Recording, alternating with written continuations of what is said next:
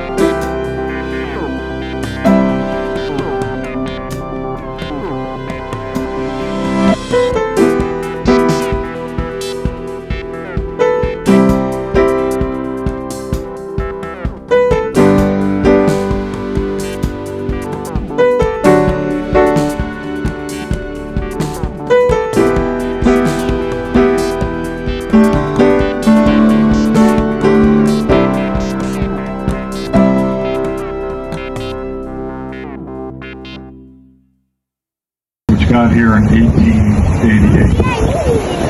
Yes! Now as we start heading up the lake, folks, Lake George is 32 miles long and has 178 miles of shoreline with 107. Sheep থেকে নেমে আমরা আশেপাশে কিছুক্ষণ ঘুরলাম।